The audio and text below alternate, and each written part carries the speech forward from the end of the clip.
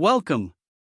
Today, we will be exploring an exciting problem from LeetCode, problem number 116, populating next right pointers in each node. We'll cover the problem statement, examine a brute force approach using BFS traversal, and analyze its complexity. Let's dive in and solve this step by step. In this problem, you're given a perfect binary tree. A perfect binary tree is a special kind of binary tree where all leaf nodes are at the same level, and every parent node has exactly two children. The tree is represented using a class called node, which includes attributes for the node's value, its left and right children, and a next pointer. Initially, all these next pointers are set to null. Your task is to populate these next pointers so that each node points to its immediate neighbor on the right within the same level. If there is no node to the right, the next pointer should remain as null. This ensures that every node on the same level is connected in a linear sequence. The input for this problem is the root of the perfect binary tree, represented as a node object. The output should be the same tree, but with all the next pointers correctly assigned to point to the neighboring nodes on their respective levels. For instance, in the first example provided, the input tree is a perfect binary tree with 7 nodes arranged in 3 levels. After populating the next pointers, all nodes at the same level will be connected sequentially. Nodes that have no neighbors to their right, such as the rightmost nodes on each level, will have their next pointers set to null. This transformation ensures that the tree is now linked horizontally at each level. In the first example, node 1, which is the root, has its next pointer set to null because it has no right neighbor. Node 2's next pointer is assigned to node 3, as they are adjacent on the same level. Similarly, on the next level, node 4 is connected to node 5 is connected to node 6, and node 6 is connected to node 7. Node 7's next pointer remains null as there is no node to its right. This pattern of linking nodes continues for all levels of the tree, ensuring that each node points to its immediate right neighbor, or to null if no such neighbor exists. The second example demonstrates the same concept but with a smaller tree consisting of just 3 nodes.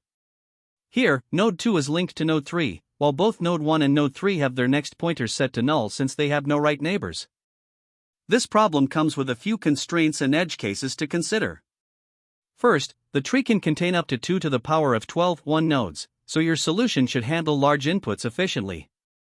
Additionally, the node values can range from -1000 to 1000. Importantly, you must populate the next pointers in place, meaning you are not allowed to use additional data structures like queues or lists to assist with the traversal. For edge cases, if the tree is empty, meaning the root is null, your output should simply be null. For a single node tree, the root's next pointer will remain null, as there are no other nodes to connect to. These considerations ensure that your solution is both efficient and robust for all possible inputs. To tackle this problem, one straightforward approach is to use a level order traversal, also known as a breadth-first search, implemented with a queue. The intuition here is to process the tree level by level. For each level, we iterate through the nodes and connect their next pointers to the adjacent nodes in the queue.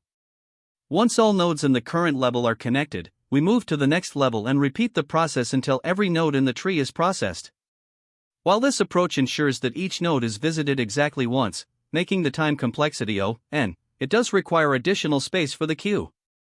The space usage is proportional to the number of nodes in the deepest level of the tree, which can become a bottleneck when minimizing auxiliary space is a priority.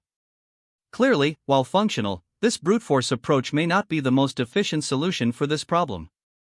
A more optimized approach leverages the fact that the tree is a perfect binary tree. This allows us to directly establish the next connections without needing additional data structures. The key insight here is that we can connect the left and right children of a node directly, and if the node has a next pointer, we can also connect its right child to the left child of the adjacent node. By recursively applying this logic, we traverse the tree and establish all necessary next pointers. The steps involve connecting node.left.next to node.right and, if node.next exists, connecting node.right.next to node.next.left. This recursive solution visits each node exactly once, giving it a time complexity of O(n). Furthermore, because recursion only requires stack space proportional to the height of the tree, the space complexity is reduced to O log n, making this approach both efficient and elegant. The recursive solution offers significant advantages. First, it does not rely on any additional data structures, which helps in minimizing space usage. This makes it a clean and efficient method to handle the problem. However, for scenarios where recursion depth might be a concern, an iterative approach can be used to achieve similar results. By iterating level by level, starting from the root, we can establish the next connections directly. The iterative process involves using a pointer to traverse nodes at the current level while setting up connections for the next level. Specifically, for each node, we connect current.left.next to current.right, and if current.next exists, we connect current.right.next to current.next.left. After processing all nodes at the current level, we move down to the leftmost node of the next level and repeat. This iterative solution achieves the same O(n) time complexity while using constant space, making it extremely space efficient. The iterative solution stands out for being highly space efficient, as it avoids both auxiliary data structures and the recursive call stack. This eliminates recursion depth limitations, offering a robust solution for very deep trees. However, the recursive approach was ultimately chosen as the best strategy for this problem. It is intuitive and aligns naturally with the hierarchical structure of the binary tree, resulting in a cleaner and simpler implementation. A key realization here is that the perfect binary tree structure allows us to establish next connections directly during traversal, without requiring additional memory or pre-processing. The recursive solution capitalizes on this property, making it both elegant and efficient. This approach is particularly appealing because it minimizes the complexity of managing additional pointers or auxiliary structures, allowing the focus to remain on the core logic of the problem. Although the iterative approach is a strong contender, we opted for the recursive solution due to its clarity and simplicity. While both methods share the same time and space complexities, the recursive solution avoids the need for extra logic to manage level-wise traversal, making it easier to implement and understand. That said, there are trade-offs to consider. The recursive solution may hit stack depth limits for extremely deep trees, whereas the iterative approach avoids this limitation entirely. On the other hand, the brute force BFS approach, which uses a queue, is straightforward but less space efficient since it requires additional memory proportional to the number of nodes at the deepest level. Balancing these considerations, the recursive solution strikes the best balance between simplicity, efficiency, and clarity, making it the ideal choice for this problem. In this problem, we are given a binary tree, and our goal is to populate the next pointer for every node so that it points to the node directly to its right at the same level. If there is no node to the right, the next pointer should be set to null. To solve this, we can leverage a level-order traversal approach, which processes nodes level by level, making it ideal for this task. The first step in our algorithm is to initialize a queue. The queue will help us store nodes at each level in the order they are encountered. This is important because a queue operates on a first-in, first-out principle, which aligns perfectly with the mechanics of level-order traversal. We start by adding the root node to the queue, as it is the only node at level 1. Then, we move to the main traversal step where we process each level of the tree systematically. At each level, we begin by determining the number of nodes currently in the queue. This count represents the size of the current level, and it helps us process all nodes at that depth before moving on to the next level. For each node in the current level, we remove it from the front of the queue. If the node is not the last one in the level, we connect its next pointer to the node that is now at the front of the queue. After this, we add the current node's children, if they exist, to the back of the queue for processing in the following level. For the last node in the current level, we explicitly set its next pointer to null, as there is no node to its right. This process repeats until the queue is empty, which means all levels of the tree have been processed, and every node's next pointer is appropriately set. There are a few key considerations to keep in mind for this algorithm. First, we must handle edge cases. For instance, if the tree is empty, meaning the root is null, there is nothing to process. In the case of a single node tree, the next pointer of that sole node should simply be set to null. Additionally, the algorithm accommodates imbalanced trees, such as those that are left-heavy or right-heavy, because it processes each level independently without making any assumptions about the tree's shape. Now, the primary data structure we use here is a queue. The queue helps us store nodes level by level, ensuring they are processed in the correct order from left to right. Each node we process has attributes such as val, left, right, and next. The next pointer is updated during the traversal to establish the connections between nodes. The key operations performed during this traversal include connecting nodes, adding children to the queue, and nullifying pointers. When connecting nodes, we use the next pointer to link the current node to the subsequent node in the same level, as long as it exists. For adding children, we push the left and right children of the current node into the queue to ensure they are processed in the next level. Finally, for the last node in each level, we explicitly nullify its next pointer to indicate there is no node to its right. In terms of complexity, this algorithm is efficient. The time complexity is O(n), as each node in the tree is processed exactly once. The space complexity is O(w), where W represents the maximum width of the tree, as the queue only holds nodes from a single level at any given time. Let's now consider how this algorithm works with a sample input tree.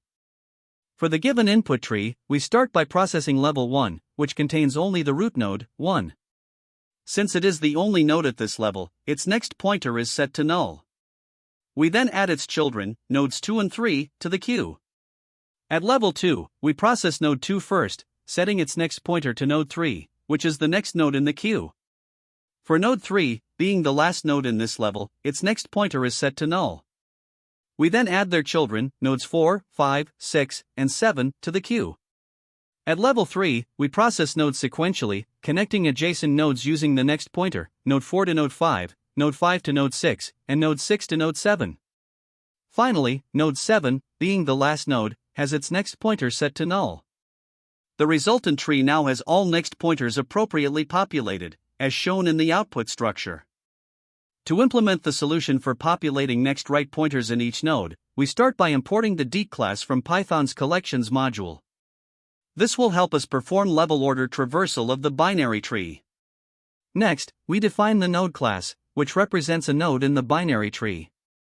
Each node has a value, references to its left and right children, and a next pointer, which we will populate. In the solution class, we define the connect method that takes the root of the tree as input. The first step inside this method is a base case check. If the root is null, we simply return none. This ensures we handle edge cases like an empty tree. If the root exists, we initialize a queue using deque and add the root node to it. This queue will help us process the tree level by level. Next, we enter a while loop that continues as long as there are nodes in the queue. Within this loop, the variable level_size is set to the number of nodes currently in the queue, which tells us how many nodes are at the current level of the tree. We then use a for loop to iterate through each node at the current level. For each node, we remove it from the front of the queue using popleft. If the node is not the last one in its level, we set its next pointer to the next node in the queue. This establishes the links between adjacent nodes at the same level. After connecting the current node to its next neighbor, we check if the node has left and right children. If so, we add these children to the queue. This ensures that all nodes at the next level are properly enqueued for processing in subsequent iterations of the while loop. By doing this, we ensure that the traversal progresses level by level, covering all nodes in the tree. Once all levels have been processed and all next pointers have been established, the method returns the root node, completing the task. This approach ensures that the binary tree is traversed in an efficient and systematic manner, with all nodes being connected to their respective neighbors at each level. Here, we start by defining the node class, which represents each node in the binary tree. Each node has 4 properties: val for the value of the node, left and right for its left and right child nodes, and next to store the reference to its next right node. The class provides 2 constructors, one default constructor for flexibility and another that allows initializing all 4 properties. After defining the node class, we move on to the solution class, where the core functionality is implemented. The method connect takes the root of the tree as input. The first step in this method is to check if the root is null. If the tree is empty, we simply return null, as there is nothing to process. Now, to traverse the tree level by level, we initialize a queue.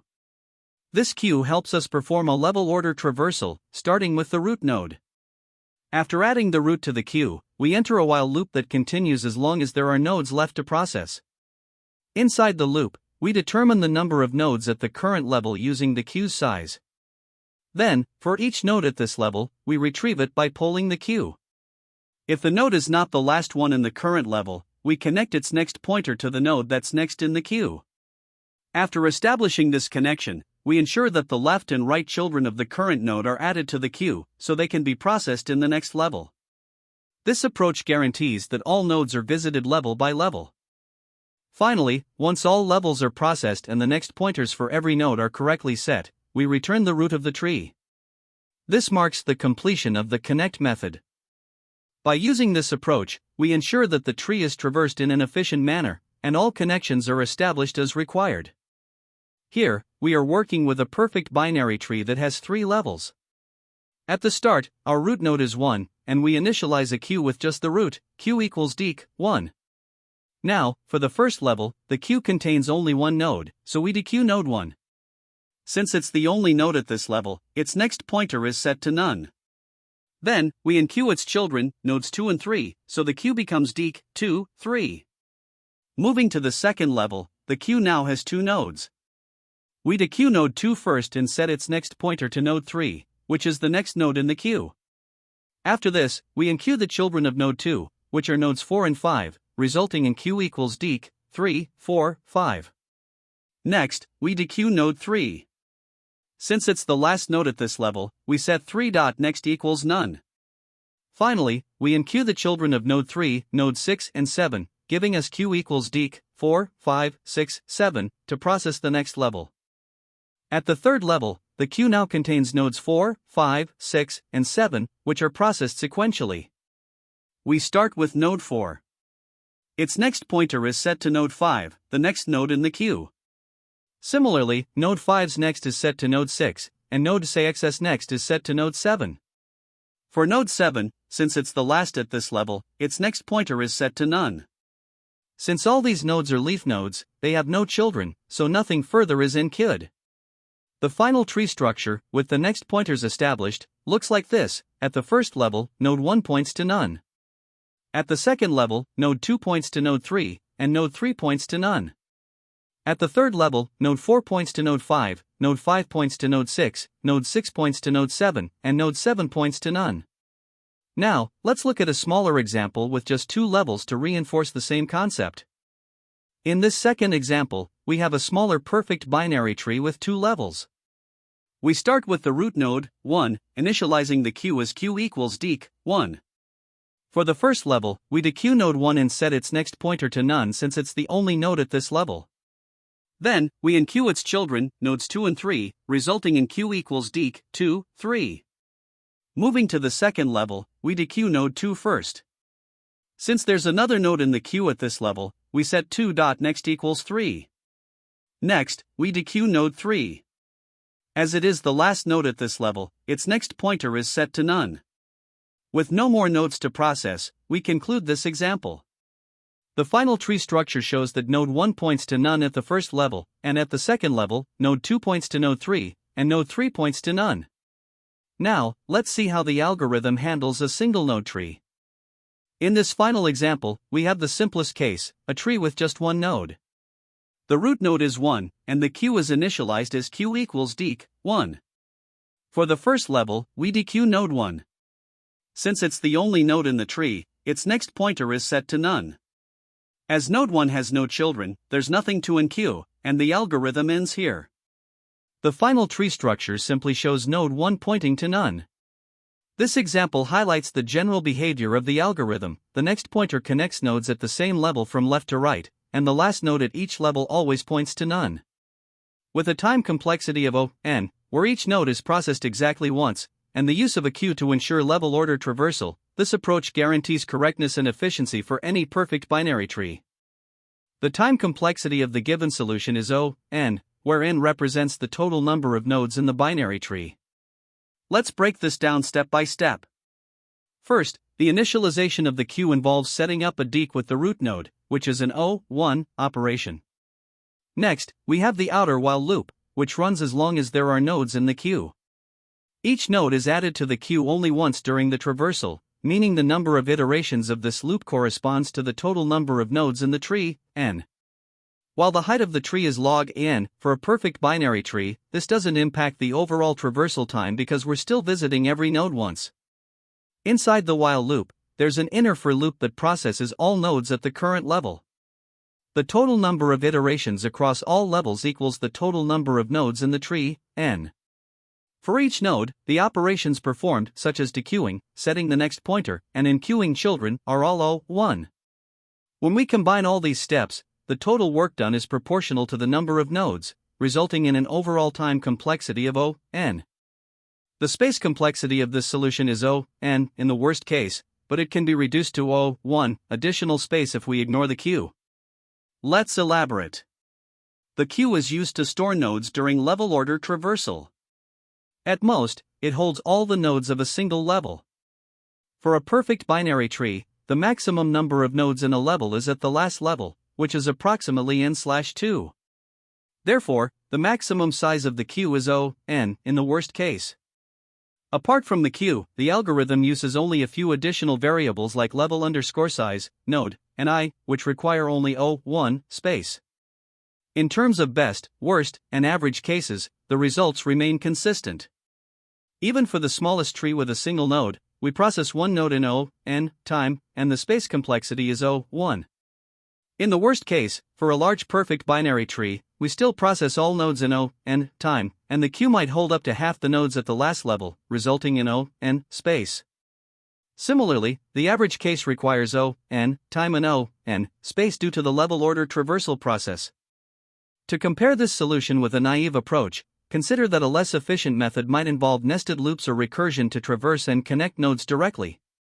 This can lead to a higher time complexity, such as O(n²), when using nested loops. In contrast, the optimized approach presented here leverages a queue for level order traversal, ensuring that each node is processed exactly once. This reduces the time complexity to O(n) and minimizes the memory overhead to O(n), which corresponds to the maximum queue size. To prove the big O analysis, observe that each node is enqueued and dequeued exactly once, making the total number of enqueue and dequeue operations proportional to n. Additionally, the next pointer for each node is set in O(1) time, so the total cost of pointer setting is O(n). Combining these factors, the time complexity remains O(n). As for space complexity, the queue size peaks at the number of nodes in the widest level, which is approximately n/2 for a perfect binary tree. This simplifies to O(n), confirming that the space complexity is also O(n). When working on this problem, there are a few common mistakes to watch out for. First, many people fail to handle edge cases, such as an empty tree or a tree with only one node. These scenarios can easily lead to null pointer exceptions or incorrect outputs if not accounted for. To address this, always include checks for edge cases at the start of your implementation. Another common error occurs in BFS approaches, where temporary structures like queues are not properly reset or managed. If these structures are carried over incorrectly, it can lead to errors, especially in larger or more complex trees. To resolve this, ensure that these structures are cleared or reinitialized at the appropriate times. Lastly, people often confuse tree levels with node depth. Levels refer to nodes within the same horizontal layer of the tree, while depth refers to the distance from the root. Mixing these up can lead to incorrect traversal logic, so it's important to clearly understand the distinction and use the appropriate traversal method, such as level order for levels or depth first for depth. Another common pitfall is overcomplicating the logic for setting the next pointers. Some solutions introduce unnecessary complexity, making the code harder to debug and maintain. Instead, focus on simplifying the logic by concentrating on relationships between nodes on the same level and writing clear, iterative, or recursive methods. Inefficient traversals are another issue to be mindful of. For instance, using nested loops or redundant checks can significantly increase the time complexity, potentially reaching O(n²) or worse. To avoid this, optimize your traversal by leveraging efficient data structures like queues or pointers. This ensures that your solution runs in O(n) time, which is critical for larger input sizes. In interviews, understanding common patterns can make a big difference. For instance, level order traversal is a recurring theme in tree-based problems. It's used for variations like connecting nodes, calculating sums at each level, or returning level order arrays. Being comfortable with this pattern allows you to adapt your solutions quickly. Another important consideration is the trade-off between recursive and iterative approaches. Recursive solutions are often simpler to implement, but they can lead to stack overflow in the case of very deep trees. Iterative solutions, while slightly more complex, avoid this risk and are more scalable. Additionally, always prepare a robust set of test cases, including edge cases like empty trees, skewed trees, and full binary trees, as these are frequently evaluated in mock interviews. Finally, be aware of space complexity. BFS typically requires O(n) space for the queue, so you should be ready to discuss how you might optimize space usage when dealing with very large trees. There are also alternative approaches to solving this problem, each with its own trade-offs. The recursive approach is straightforward to implement and avoids the need for explicit data structures like queues. However, it can lead to stack overflow when dealing with very deep trees, which is a limitation to consider. An iterative BFS approach using a queue is more scalable for larger trees and avoids the recursion depth issue. That said, it does require careful management of the queue to ensure correctness. For perfect binary trees, there's also a constant space solution that eliminates the need for auxiliary structures like queues. While this approach is highly memory efficient, it only works under the assumption of a perfect binary tree. Extending this solution to handle more general tree structures would introduce additional complexity, so it's important to weigh the trade-offs depending on the problem constraints. Great job! We've wrapped up problem number 116, where we used BFS to populate the next right pointers in a binary tree. Remember, tree problems often require careful traversal and pointer manipulation, so keep practicing. If this was helpful, don't forget to like, subscribe, and share. See you in the next coding challenge. That's the end of this tutorial. I hope you found this explanation helpful for understanding the solution to this LeetCode problem. If you enjoyed this content, please consider subscribing to the channel for more coding tutorials and solutions. Feel free to leave a like if this video helped you, and don't hesitate to comment with any questions you might have. Thanks for watching, and happy coding!